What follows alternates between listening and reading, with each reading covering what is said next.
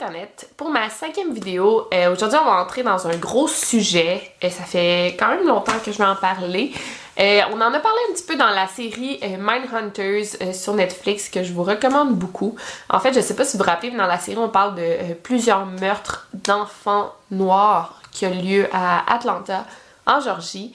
Et bien tout ça, évidemment, c'est inspiré de faits réels et ces meurtres en question ont eu lieu en Georgie. Et bien sûr, tous ces meurtres étaient l'œuvre d'un tueur en série. On a eu des doutes sur une personne durant l'enquête, mais le vrai tueur n'a jamais été formellement arrêté. On a des doutes sur la personne, mais encore là, on n'est pas sûr. Donc aujourd'hui, on va tout étudier ça, puis c'est vraiment intéressant. Là. Moi, c'est l'une de mes nouvelles histoires préférées.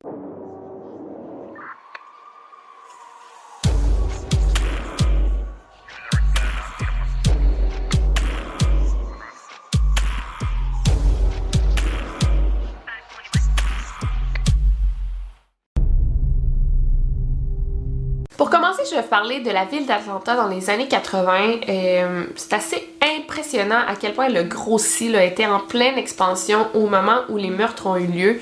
Et ça a vraiment changé du tout au tout. En fait, l'aéroport d'Atlanta a été agrandi. Et le maire de la ville à cette époque avait vraiment de gros projets pour cet aéroport. Il voulait vraiment que la ville soit comme boostée économiquement par cet aéroport. Et en effet, il a réussi parce que l'aéroport d'Atlanta aujourd'hui, c'est l'aéroport où il y a plus de trafic dans le monde. En 1977, quand les rénovations dans l'aéroport ont commencé, on savait très bien que la ville en entier allait être complètement transformée. Aussi, il faut savoir qu'en 1973, donc 4 ans avant les rénovations de l'aéroport, on venait juste d'élire notre premier maire noir à Atlanta, donc Maynard Jackson, ce qui a vraiment fait progresser les tensions raciales au sein de la ville d'Atlanta. C'était une époque très très progressiste pour les Noirs, puis il y avait des Blancs racistes qui aimaient pas ça, donc il y avait vraiment des grosses tensions là, à cette époque, surtout dans les années 80. Alors tout a commencé le 21 juillet 1979 quand le jeune Edward Hope Smith de 14 ans a été vu pour la dernière fois en train de quitter l'anneau de glace du centre-ville. Il était accompagné de sa petite amie. Après ça, il a disparu. Pas plus que 4 jours plus tard, le jeune Alfred Evans de 13 ans a lui aussi disparu alors qu'il était vu pour la dernière fois en train d'attendre l'autobus. Donc il a disparu le 25 juillet 1979. 2 garçons du même âge qui disparaissent en 4 jours d'intervalle, c'est assez inquiétant.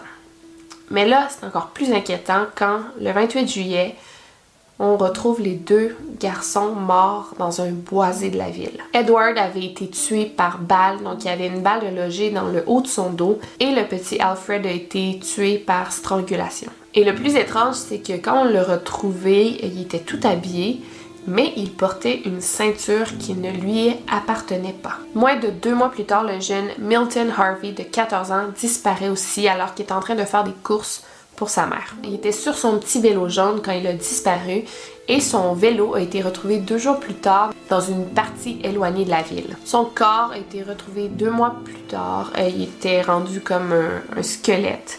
C'est vraiment étrange parce que ses chaussettes avaient été retirées, donc ça on sait pas vraiment pourquoi.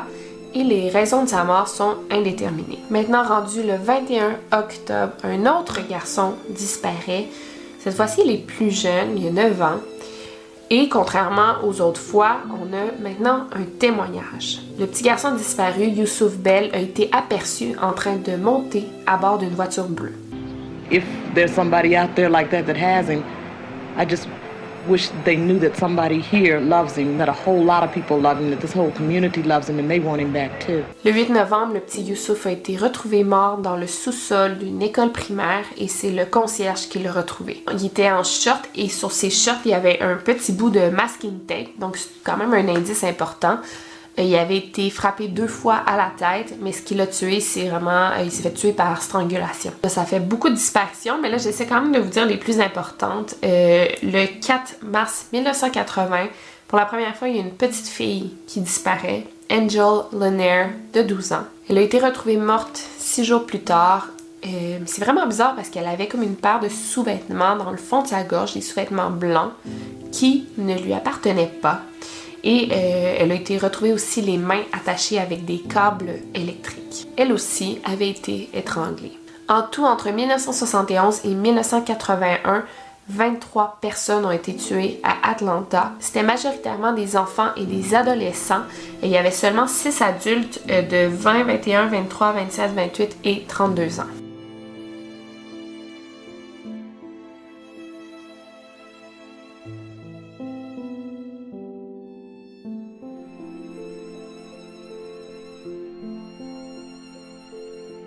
The reaction of the police was that we were overreacting and that there was no serial killer.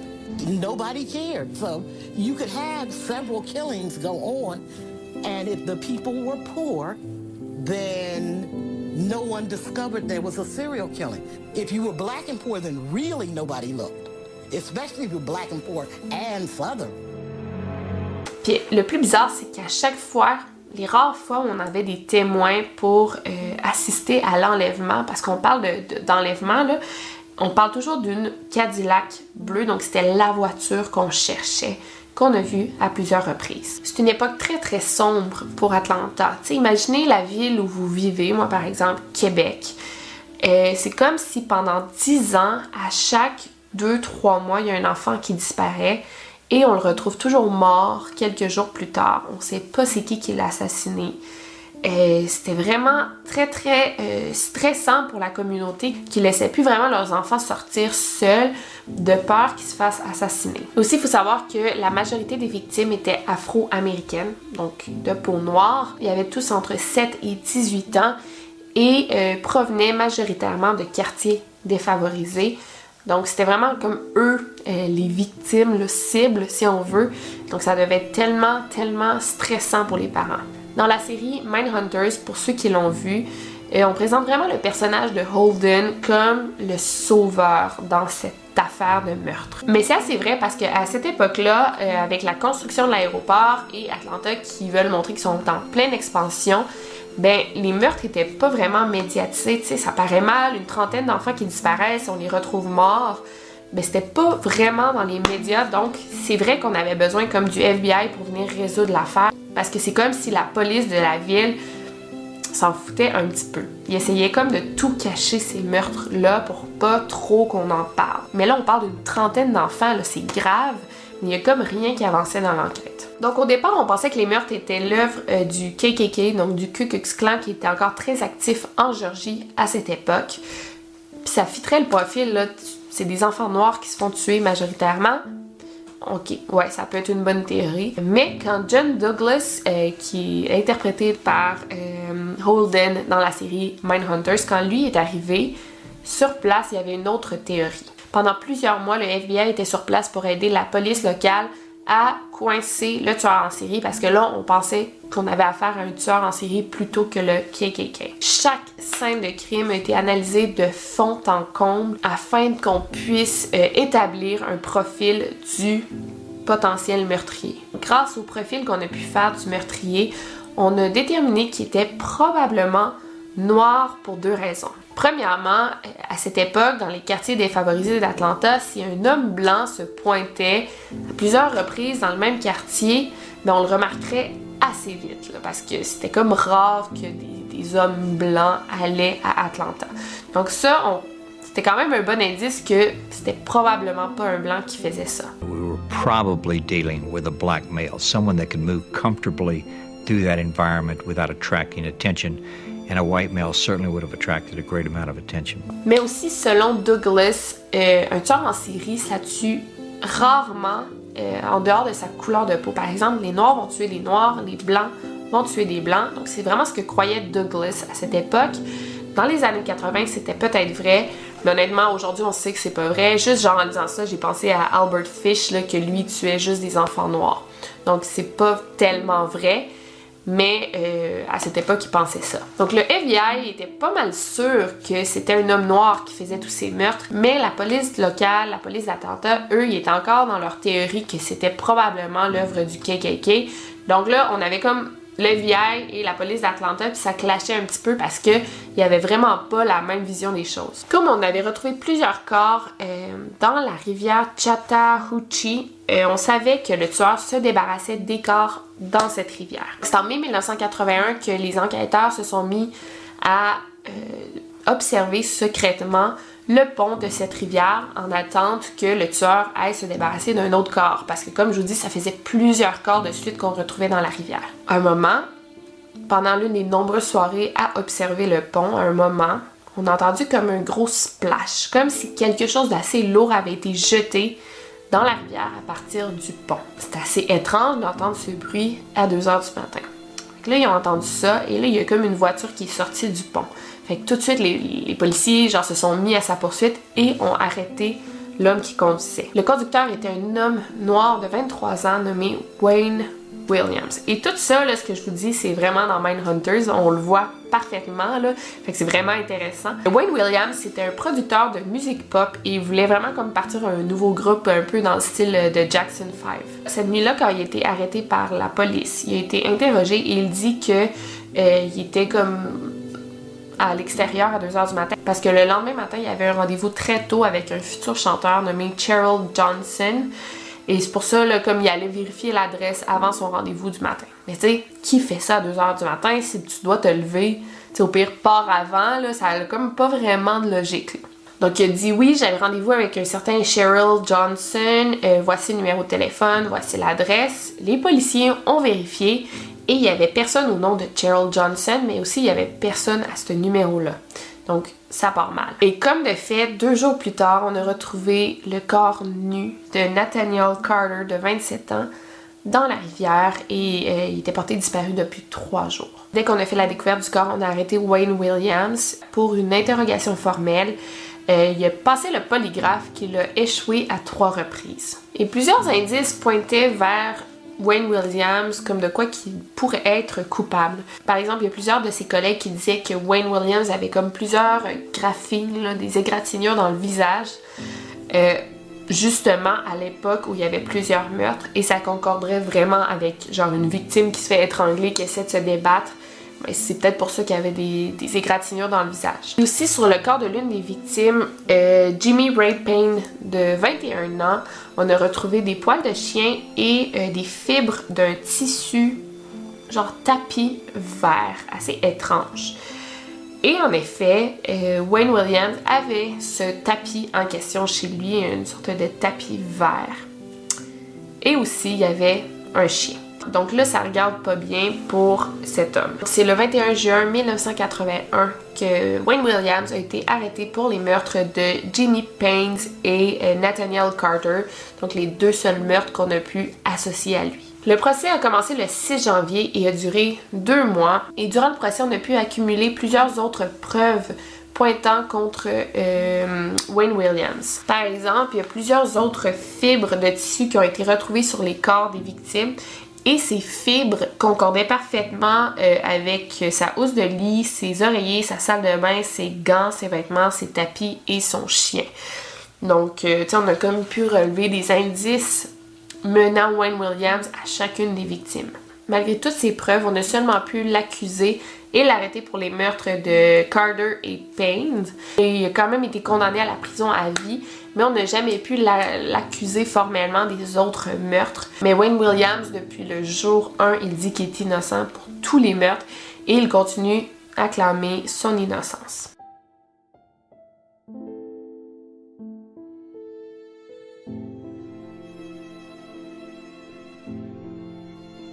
Et dans cette histoire-là, il y a comme une grosse théorie du complot vraiment intéressante. C'est qu'en fait, avant l'arrivée du FBI, tu sais, qu'eux sont arrivés avec un profil du tueur, ben la police d'Atlanta avait pas mal de preuves contre le KKK. Il était genre à ça des arrêtés. Apparemment, le Ku Klux Klan tuait ses enfants dans le but de commencer une guerre raciale. Là, je dis raciale, je sais que c'est pas ça, mais c'est genre la traduction littérale de race war, là, c'est comme ça qu'ils appellent ça. Une guerre raciale. Comme je vous ai dit, les Noirs d'Atlanta commençaient à s'affirmer davantage. Il y avait un maire noir qui venait d'être élu, donc le Ku Klux Klan n'était pas en accord du tout avec ça. Fait qu'ils ont même dit à la police qu'elle allait tuer un enfant noir par mois. Même qu'il y a un homme de 30 ans nommé Charles Sender, un membre du Ku Klux Klan, qui aurait dit à propos d'un garçon « Je vais tuer ce bâtard noir, je vais l'étrangler avec mon pénis ». Donc ça, on sait qu'il a dit ça. Il y a plusieurs témoins qui l'ont entendu dire ça. Mais il a dit ça comme sous le coup de la colère quand un petit garçon de 14 ans nommé Louis Gretter a comme reculé sa voiture de go-kart dans l'auto de Sanders, de l'homme de 30 ans. Fait qu'il s'est fait comme frapper son auto, il s'est fâché puis il a dit « Je vais le tuer, ce petit bâtard-là ». Mais tu sais, c'était sous le coup de la colère, mais ça veut pas dire que c'est un meurtrier. Mais ce qui est étrange dans tout ça, c'est que, comme de fait, quelques semaines plus tard, le petit Louis Gretters a été retrouvé mort, étranglé. Peu de temps après ça, le frère de Sanders a accepté de porter un micro caché et il a enregistré son frère à son insu en train de dire qu'il cherchait un autre petit garçon à tuer. Donc c'est vraiment intéressant, mais il y a une femme qui dit avoir vu le petit Louis Gretters en train d'entrer dans la voiture de Wayne Williams. Mais il y a un autre témoin qui dit non, moi je l'ai vu entrer dans la voiture d'un homme blanc très grand avec une cicatrice dans le cou. Fait que là on a deux témoins qui disent des choses différentes, qui dit vrai. Un autre truc étrange s'est produit le 2 mars 1981 quand le jeune Joseph Bell de 15 ans a quitté son lieu de travail qui est un restaurant de fruits de mer. C'est bizarre parce que un peu avant de disparaître, Joseph Bell avait dit à un de ses amis que ça faisait quelques semaines qu'il se sentait suivi. L'ami de Joseph a ensuite vu un homme blanc et un homme noir stationnés dans une voiture au coin de la rue et il aurait comme dit à Joseph d'embarquer dans leur voiture, mais le petit Joseph se serait enfui en courant. Le soir même, aux nouvelles de 17h30, on annonçait que Joseph Bell avait disparu. La soirée d'après, Jerry, le gérant du restaurant, a reçu un appel au resto. C'était Joseph qui appelait en panique. Il a dit « C'est Jojo, ils sont sur le point de me tuer. Je suis presque mort, ils vont me tuer. Jerry, ils vont me tuer. » Et l'appel a coupé. 9 jours plus tard, le meilleur ami de Joseph Bell, Timmy Hill, a aussi disparu. Puis c'est vraiment bizarre parce qu'en plus de ça, une semaine avant sa disparition, le jeune Timmy Hill s'est fait violer par un homme, un gardien de sécurité qui travaillait à l'armée du salut. C'est tellement bizarre parce qu'il y a tellement de suspects dans cette histoire-là, puis c'est quoi le sens, là? Qu'est-ce qui se passe? La soirée après la disparition du petit Timmy, le gérant du resto où Joseph travaillait a reçu un autre appel. Cette fois-ci, c'était une femme qui était au bout du fil. Il dit que c'était une femme dans la trentaine qui sonnait blanche. Là, c'est comme si elle avait une voix de femme blanche. Je sais pas comment ils peuvent reconnaître ça, mais c'est ce que l'homme me dit. Et elle a dit que son mari était très dangereux, mais qu'elle essaierait quand même de libérer Joseph, qui n'est pas encore mort. Et elle a demandé au gérant de ne pas appeler la police parce que sinon, ça serait elle qui se ferait tuer. Malheureusement, le 30 mars, le petit Timmy a été retrouvé mort, étranglé, dans la rivière Chattahoochee et 3 semaines après, Joseph Bell a aussi été retrouvé mort étranglé. Et ce qui est bizarre, c'est qu'après la mort de ces deux garçons, qui a été comme quand même marquante, l'enquête a vraiment changé de manière radicale. Les rapports d'autopsie étaient rendus erronés, il y a des preuves importantes qui se perdaient et les scènes de crime étaient visiblement manipulées. Et 3 semaines après, c'est là que Wayne Williams s'est fait arrêter. Donc pourquoi on a arrêté Wayne Williams? On l'a blâmé pour tous ses meurtres, mais on n'a jamais pu le condamner pour ses meurtres. Donc, sûrement qu'on a essayé de mettre tous ces meurtres sur le dos d'une seule personne sans défense, mais en fait, je pense que ça cache quelque chose de beaucoup plus gros que ça. Parce qu'en fait, pensez-y, si la ville d'Atlanta découvrait que tous ces meurtres étaient causés par le Ku Klux Klan et qu'une guerre raciale allait commencer, en pleine construction de l'aéroport, c'était vraiment de la mauvaise publicité. Ça allait comme détruire tous les futurs projets. Donc c'était bien plus facile de prendre un jeune homme de 23 ans, sans histoire, et de le blâmer pour tous ces meurtres en question. Et c'est vraiment facile de manipuler des scènes de crime, de cacher des preuves pour justement accuser une personne. Parce qu'au final, on n'a pas tellement de preuves contre lui. Tu sais, oui, les fibres, mais c'est à peu près tout. Mais d'un autre côté, quand Wayne Williams a été arrêté, les meurtres ont cessé. Donc, je sais tellement pas là, quoi penser de cette histoire-là. Donc là, aujourd'hui, en 2019, l'enquête a été rouverte. Il y a des centaines de boîtes d'informations. C'est quand même difficile de rouvrir l'enquête après autant d'années, mais avec la technologie qu'on a aujourd'hui, je pense qu'on va pouvoir trouver un coupable. C'est assez fou qu'en ce moment, on en parle full justement à cause de Mindhunters. Mais là, justement, aujourd'hui, en 2019, on rouvre l'enquête. C'est une enquête vieille de 30 ans, là. Vous me direz dans les commentaires ce que vous en pensez. Moi, personnellement, je sais pas, parce que le gouvernement a beaucoup de pouvoir. Dans les années 80, je pense que oui, le gouvernement était prêt à faire des affaires sketchy comme ça, donc accuser une personne de 30 meurtres d'enfants. Puis, comme je vous dis, depuis le début, il clame son innocence. Donc, qui dit vrai? Je sais pas, je suis vraiment partagée. Donc si vous avez aimé cette vidéo, laissez-moi un gros thumbs up. Et sinon, on se revoit demain pour ma 6e vidéo. D'ici là, n'oubliez pas de barrer vos portes. Over now.